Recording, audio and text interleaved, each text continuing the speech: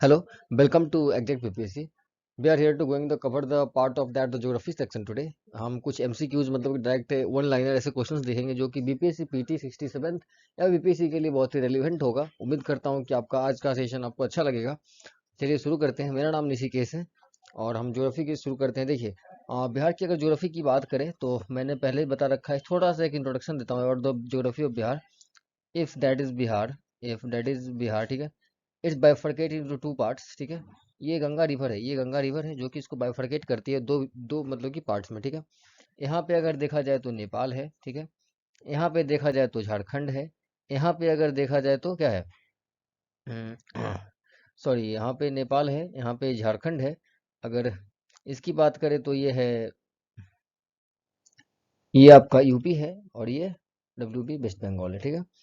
तो ये एक जोग्राफिकल मतलब कि जोग्राफिकल एक आइडेंटिफिकेशन दे रहा हूँ।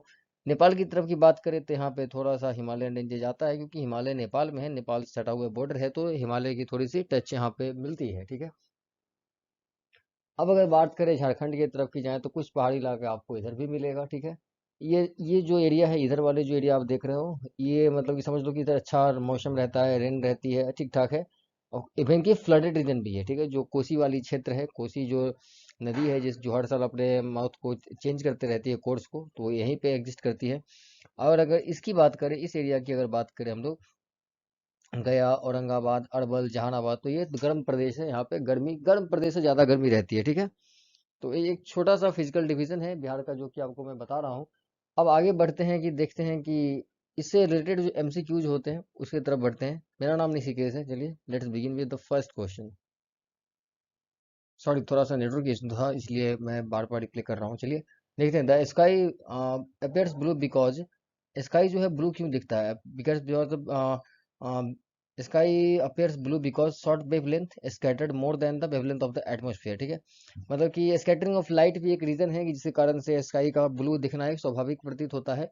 The sky appears blue because short wavelength of scattered more than wavelength of the atmosphere. दूसरा देखिए, मेट्योर क्या है? मेट्योर एक क्या चीज होता है? देखिए, जो हमारे यूनिवर्स में जो भी अनवांटेड चीजें, उसको मेट्योर्स आप बोल सकते हैं, ठीक है। शूटिंग स्टार्स भी बोलते हैं मेट्योर्स को, ठीक है। Is a piece of matter which was entered the earth, it's क्या है? एक पीस ऑफ मैटर है which has entered the earth atmosphere from outer space sphere, which has entered the earth atmosphere from the outer space, ठीक है। जो कि अर्थ के जो एटमोस्फेयर है, वातावरण में, आउटर स्पेस से आता है। अब देखिए तीसरा है एटमॉस्फेयर। वातावरण के बारे में पता होगा कि एटमॉस्फेयर क्या चीज होती है, इसको बताने की जरूरत। देखिए, जहाँ पे आप रहते हैं, सांस लेते हैं, जीवन यापन कर रहे हैं, कहीं भी जाइए, वो एक वातावरण है, एटमॉस्फेयर। हो सकता है कि दैट एटमॉस्फेयर मस्ट भी, कहीं पे रेनफेड होगा, कहीं पे रेन ज्यादा होगा, कहीं पे बहुत गर्म मौसम होगा, कहीं पे ठंडा मौसम होगा। इसी को हम वातावरण कहते हैं, टेम्परेचर कहते हैं, एटमॉस्फेयर कहते हैं, ठीक है। जिसमें हम सर्वाइव करते हैं, ठीक है। हम बोलते हैं ना कि एटमॉस्फेयर डिपेंड करता है कि हमारा फिजिकल हेल्थ स्टेटस कैसा होगा, ठीक है। Atmosphere from the surface of earth upward is, देखिए, पहला होता है ट्रोपोस्फेयर। उसके बाद देखिए, होता तो है ट्रोपोस्फेयर के बाद ट्रोपोपॉज होता है, उसके बाद स्ट्रेटोस्फेयर के बाद स्ट्रेटोपॉज होता है, फिर मेसोस्फेयर के बाद मेसोपॉज होता है, फिर आइनोस्फेयर के बाद आइनोपॉज, ऐसे करके होता है। तो तो यहाँ देखिए, ट्रोपोस्फेयर, स्ट्रेटोस्फेयर, मेसोस्फेयर, आयोनोस्फेयर, ठीक है। Most of the meteoroids that enters the earth atmosphere get burnt into mesosphere। जो भी मेट्रोइड्स अर्थ के एटमोस्फेयर में आते हैं, वो कहाँ जाके बर्न हो जाते हैं? तो मेसोस्फेयर में, मतलब कि यहाँ मेसोस्फेयर में आते आते वो बर्न हो जाते हैं, ठीक है। मेसो के बाद कहाँ आएंगे? तो स्ट्रेटो में आएंगे, उसके बाद ट्रोपोस्फेयर में आएंगे, जो कि हम जहाँ पे रहते हैं उसको ट्रोपोस्फेयर कहते हैं, ठीक है। एटमोस्फेयर के बाद ट्रोपोस्फेयर आता है। Actually the fly use to fly over there in the troposphere, okay. The National Lake Conservation Program considered lake as standing water bodies of for how much depth? एक national lake conservation programme है, national lake conservation programme considered lake as standing water bodies for how much depth? That is the 3 metre, okay. Which river discharge in the Arabian sea? Arabian sea में कौन कौन से river discharge होते हैं? Periyar, south India की river है, भारतपुझा और पैम्बा, ठीक है, पैम्बा। ये तीन रिवर जो है सो ड्रेन होते हैं कहाँ पे? अरेबियन सी में, ठीक है। Satmala hills are located in which state? Satmala hills कहाँ पे लोकेट करते हैं? That is in the Maharashtra, Maharashtra में लोकेट करते हैं। Which biomass is characterised by the Mediterranean climate? Which biomass is characterised by the Mediterranean climate? That is the temperate rain forest biome, temperate rain forest biome, ठीक है। अब देखिए, highest peak of the trans Himalaya, that is the Godwin Austin, that is the Godwin Austin. Highest peak of the Trans Himalaya is Godwin Austen. Malwa Plateau makes part with the state are Rajasthan, Gujarat and MP. Malwa Plateau make part with the states are Rajasthan, Gujarat and MP. Myanmar share its international boundary with India, Laos, Thailand. Myanmar share its international boundaries with किस किस के साथ करता है Myanmar share? तो India के साथ, Laos के साथ और थाईलैंड के साथ. Which is the deepest trench of the world? That is the Mariana Trench. Mariana Trench. Which of the flowing rock found in the oceanic crest? That is the basalt. Basalt. Which one of the only region of the Shivalik to preserve its flora and fauna? That is the Patil Dun. ठीक है. Which one of the flowing only region of the Shivalik to preserve the flora and fauna? That is the Patil Dun. Which of the flowing is the part of Himalayan ranges? Himalayan का part कौन कौन है? That is Pir Panjal range, Pir Panjal range, Dhuandhar range और Zanskar range. क्या होता है पता होगा कि जो माउंटेन्स जो एक लाइन से पैरेलली चलते जाते हैं इसको हम रेंज बोलते हैं. ठीक है. अब देखो, which of the flowing state boundary do not touch. Bhutan को कौन सा स्टेट बाउंड्री टच नहीं करता? That is Meghalaya. भूटान को टच नहीं करता है. ठीक है. Barchan land form is related with, that is desert. Barchan land form is related with desert. Eco mark is given to the Indian product which are environment friendly. अब eco mark किसको दिया जाता है? वैसे प्रोडक्ट को जो कि nature के लिए समर्पित हो, एनवायरमेंट फ्रेंडली हो. जैसे कि अगर बेस्ट एग्जांपल देखें तो प्लास्टिक इको फ्रेंडली नहीं होता तो इसको इको मार्क हम नहीं देते हैं. विच is the most suitable ecosystem? Which is the most suitable ecosystem? That is the ocean. Ocean क्या है? एक मोस्ट सुइटेबल इकोसिस्टम है. ठीक है. अब देखते हैं, which desert is located in South America? South America में कौन सा डेजर्ट है? That is the Atacama desert. Which country is the sugar bowl of the world? That is the Cuba. Cuba को sugar bowl of the world कहते हैं. यहाँ पे सबसे ज्यादा शुगर की प्रोडक्शन होती होगी. Which of the following is measured in Dobson unit? Dobson unit में किसको मेजर करते हैं? तो ओजोन कंसेंट्रेशन को डॉसबर्न यूनिट में मेजर करते हैं. Which Indian state has largest coast line? Which Indian state has the largest coast line? Gujarat has the largest coast line. Gujarat का क्या है? लार्जेस्ट कोस्ट लाइन है. ठीक है. अब देखते हैं, which tribe has become the first tribe to get the habitat right in India? Which tribe has become the first tribe to get habitat right in India? That is the Baiga. That is the Baiga. How many states of India have a coastline? India के कितने how many states have the coastline? That is the 9 states of India has the coastline. ठीक है. Panna biosphere reserve located in which of the state in India? Panna biosphere reserve कहाँ पे India में locate करता है? That is the MP. ठीक है. What is the narrow opening of the volcano called? Opening जो अगर वोल्केनो की हम बात करें, ये वोल्केनो हो गई. ठीक है. इसके जो नैरो ओपनिंग्स होते हैं जो कि टनल लाइक होता है उसको क्या कहते हैं? उसको वेंट बोलते हैं. ठीक है. वेंट होता है जब इसमें वाटर भर जाता है तो ये एक मतलब कि डेड वोल्केनो की तरह काम करते हैं. अब आगे बढ़ते हैं. उरी डूम कहाँ है? उरी डैम. आपने सुना होगा उरी सर्जिकल स्ट्राइक बहुत पहले हाल फिलहाल में हुई थी. तो Uri dam is located on beach of the beach on the river. और जो उरी डैम कहाँ पे है? तो जम्मू कश्मीर में. किस रिवर पे है? तो झेलम रिवर पे है. ठीक है. Which region is known as the Ruhr of India? Ruhr of India किसको बोलते हैं? Damodar valley region. Damodar valley region. अब सुनिए, रहार क्या होता है? एक कॉन्सेप्ट है कि रहार किसको बोलते हैं. बहुत लोगों को कम पता है कि रहार किसको बोलते हैं. I am telling you the thing which kind of thing is called Ruhr. देखो, अगर आप सी बेड में जाते हो, अगर सी के ओशन में जाते हो, वहां पे अगर आप देखते हो कि एक अपलिफ्टेड लैंड इनसाइड द सी है तो उसको हम क्या बोलते हैं? आइसलैंड बोलते हैं. उसी तरह एक सिंगल लैंड मास हो, एक छोटा सा लैंड मास हो जो कि कवर्ड बाय 3 टीयर्स, कवर्ड हो किस चीज से? रिवर से, नॉट बाय द ओशंस, उसको हम रहार बोलते हैं. या फिर 3 साइड से कवर हो, या फिर एक साइड में उसका एंट्रेंस पैसेज हो जाने के लिए, मतलब कि लैंड वन लैंड से दूसरा लैंड कनेक्टेड हो और ये पूरा एरिया हो वाटर से डूबा हुआ, सिर्फ ये एरिया को छोड़ के. ठीक है. ये एरिया देखिए पुल भी हो सकता है, तो इसको हम रहार क्षेत्र बोलते हैं. ठीक है. What is the approximate length of the Himalayan range? Himalayan range की अप्रोक्सीमेट लेंथ क्या है? मतलब अप्रोक्सीमेट मतलब कि माना जाए कि कितना रेंज है, तो 2500 है मीटर. ठीक है. 2500 kilometre, sorry. Sohra is the local name of which of the following station? Sohra किस स्टेशन का लोकल नेम है? दैट इज द शिलोंग को बोलते हैं सोहार. ठीक है. Kharki sorry pardon Kharkai is the tributary of which river? Kharkai किस रिवर के ट्रिब्यूटरी है? दैट इज द सुभद्र रेखा. ठीक है. सुवर्ण रेखा. नेक्स्ट देखते हैं.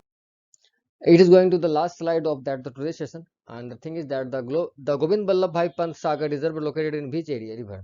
गोविंद बल्लभ भाई पंत सागर रिजर्वायर, जो रिजर्वायर हो सकता है, उम्मीद करता हूँ समझते हैं. The large area containment with the water is called reservoir. ठीक है. हो सकता है कि रिजर्वायर को एक तरह से हेल्प किया जाता है for the purpose of the generating the electricity, that is the hydro electricity. ठीक है. तो Govind Ballabh Bhai Pant Sagar reservoir located on which river? That is the Rihand. Rihand में है. अगर पूछा जाए कि गोविंद बल्लभ भाई जीबी पंत की यूनिवर्सिटीज कहाँ है, तो गोविंद पंत से कंफ्यूज मत रहा. इट इज एक तो ड्यू के अंदर आ जाता है गोविंद बल्लभ भाई पंत, दूसरा उधम सिंह नगर उत्तराखंड में. ठीक है. Which is the largest shipyard of India, India का सबसे बड़ा शिपयार्ड कहाँ पे है, that is the Kochi port. Don't ask me कि please tell me in the comment कि कोची पोर्ट कहाँ पे लोकेट करता है, देखते हैं। The highest agriculture density is found in which state of India, highest agriculture density की बात कर रहे हैं, कहाँ पे फाउंड होता है, तो केरला में होता है। Which is the most spoken language in the Andaman Nicobar island, देखो इट्स ए कॉन्ट्राडिक्टरी थिंग कि बहुत लोग पूछते हैं कि अंडमान निकोबार आइलैंड में बंगाली कैसे बोली जा सकती है। If you see the map of the India, that the Andaman Nicobar जो है हमारा बे ऑफ बंगाल में ही आता है, ठीक है। और अरेबियन सी की बात करें तो लक्षद्वीप आता है। तो अगर हम तमिलनाडु से उस तरफ बढ़ते हैं अंडमान निकोबार की तरफ, तो थोड़ा सा डिस्टेंस ज़्यादा है, बट हाँ मोस्टली लोग प्रेफर करते हैं कि तमिलनाडु से ही जाने के लिए। और अगर उधर से देखें तो अगर बांग्लादेश को कंसीडर आप नहीं करते, क्योंकि बांग्लादेश एक बैरियर आ जाती है बंगाल और अंडमान के बीच, अंडमान निकोबार के बीच में, तो फ्रॉम बंगाल से अगर हमें आना है तो बांग्लादेश से होते हुए हमको आना पड़ता है अंडमान निकोबार की तरफ, ठीक है। अब आगे की बात करते हैं, देखिए national waterways 4 connects which of the places in India, that is the Kakinada and Pondicherry. National highway 4 की बात हो रही है। If we ask about the national highway waterways 1, national waterways 1 किससे होता है, तो याद रखना गंगा ब्रह्मपुत्रा से, ब्रह्मपुत्रा मेनली है तो इससे कनेक्टेड होता, हुगली, सॉरी पार्डन, हुगली, ठीक है, हुगली और जो ब्रह्मपुत्रा है इससे कनेक्ट है नेशनल वाटरवेज 1। नेशनल वाटरवेज 1 का क्या मकसद था बनाने का, मकसद ये था कि जो हमारी निर्भरता है किस पे, रोड ट्रांसपोर्ट पे सबसे ज्यादा है, कि रोड पे हम अपने लगेज को, माल को, गुड्स को इस एक जगह से दूसरे जगह पे हम ट्रांसपोर्ट करते हैं।